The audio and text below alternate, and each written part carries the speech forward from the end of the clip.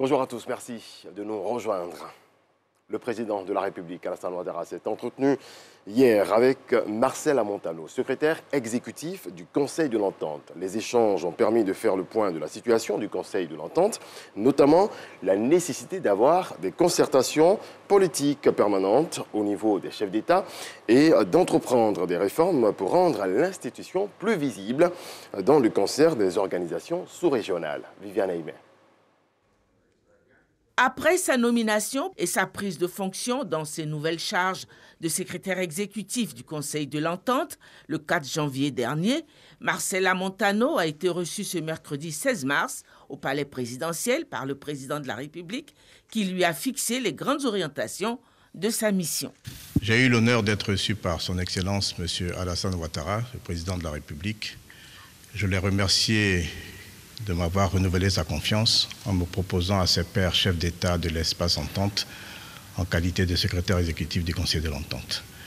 Je le remercie également de tout le soutien qu'il m'a apporté depuis ma prise de fonction le 4 janvier. Je lui ai fait le point de la situation du Conseil de l'Entente.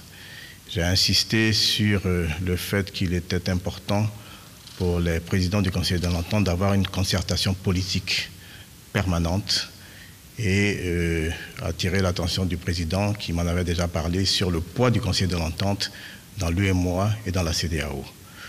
Le président de la République a insisté pour que nous fassions les réformes nécessaires pour rendre le Conseil de l'Entente plus visible dans le concert des institutions de la sous-région.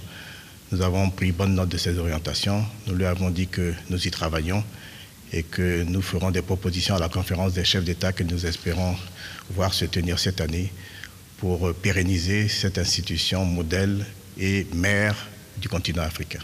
Créé le 29 mai 1959, le Conseil de l'Entente reste à ce jour l'ancêtre de toutes les organisations sous-régionales ouest-africaines. Les pays fondateurs sont le Dahomey, actuel Bénin, la Haute-Volta, actuel Burkina Faso, la Côte d'Ivoire, le Niger. Le Togo a adhéré au Conseil de l'Entente en 1966. En bref et en image, le Premier ministre Patrick Achi était ce mardi au Congrès américain. Ce mercredi, le chef du gouvernement et les membres de sa délégation ont été reçus par Grégory Mix, président de la Commission des affaires étrangères du Congrès, récemment en visite en Afrique de l'Ouest. Au cœur des échanges, l'accélération des projets de coopération entre la Côte d'Ivoire et les États-Unis sur les points de la sécurité et des investissements. La Banque mondiale, satisfaite de la mise en œuvre du PGDEC, le projet Emploi Jeunes et Développement des compétences à Yamoussoukro. C'est au terme d'une mission d'évaluation ponctuée par des échanges entre acteurs et visites aux bénéficiaires du projet.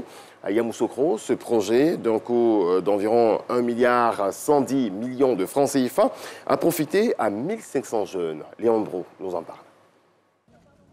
Face à la Banque mondiale et le ministre de la Promotion de la Jeunesse, Huguette affiche la bonne santé de sa pâtisserie, entreprise qu'elle a montée sur financement du PGDEC, le projet Emploi Jeunes et Développement des compétences. J'ai reçu un financement de 2 millions 100. J'ai 3 stagiaires. Il y a une qui finit pratiquement en avril qui sera embauchée de mon entreprise. Cap sur le CITA, le centre d'innovation des technologies de l'ANACAD. Parmi les employés de cette usine de transformation de la noix de cajou, toujours à Yamoussoukro, des compétences issues du PGDEC. Du statut des stagiaires, aujourd'hui je suis un embauché CDI. Merci aux initiateurs du projet PGDEC parce que grâce à eux aujourd'hui, j'arrive à subvenir à mes besoins, à payer mes cours, continuer d'étudier, à aider ma famille. Avant ces visites, rencontre mission de la Banque mondiale, ministre-gouverneur du district autonome de Yamoussoukro. Sont évoquées les modalités pratiques du PGDEC et son impact. 1530 bénéficiaires contre 1180 jeunes visés au départ du projet en 2017. 300 dans les travaux à haute intensité de main-d'œuvre. En appui à la création d'activités génératives de revenus, nous avons eu 240. En création d'associations villageoises de paniers de crédit, 200. Création de micro et petites entreprises, 40. Et mise en incubation et projets agroalimentaires, nous avons eu également 40.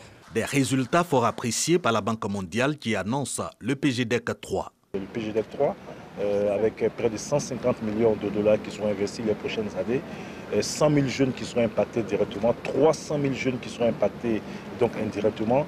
Dans la conjoncture internationale actuelle, ça ne peut être une bonne nouvelle. Nous avons tous été très positivement impressionnés par les réalisations, l'avancée, l'ampleur, l'engagement des participants. Donc je pense que mes collègues et moi-même repartirons avec une vision extrêmement positive de tout ce qui a pu être mis en place.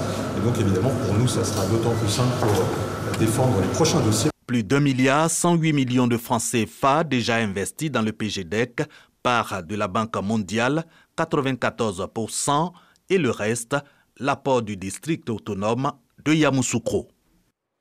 Un mot sur la guerre en Ukraine. Le pays a accusé la Russie d'avoir détruit mercredi un théâtre dans lequel s'étaient réfugiés plus d'1 millier de personnes à Mariupol.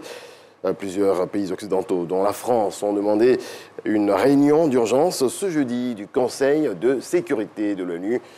Donc aujourd'hui, la troisième plus belle fille du monde est ivoirienne. Miss Côte d'Ivoire 2021 a décroché la prestigieuse place de 2e dauphine au concours Miss Monde sur près de 100 candidates. Olivia Yassé, dont la beauté n'a pas laissé indifférents les membres du jury, devient la première femme, première africaine francophone à atteindre ce niveau. L'histoire est belle pour cette Miss de 24 ans à ce concours, il faut le dire, plein de suspense. Pour être complet, la seconde et la première place de Miss Monde sont occupées respectivement par Miss USA et Miss Pologne. Voilà qui marque la fin de ce point de l'actualité. Je vous retrouve à 7h.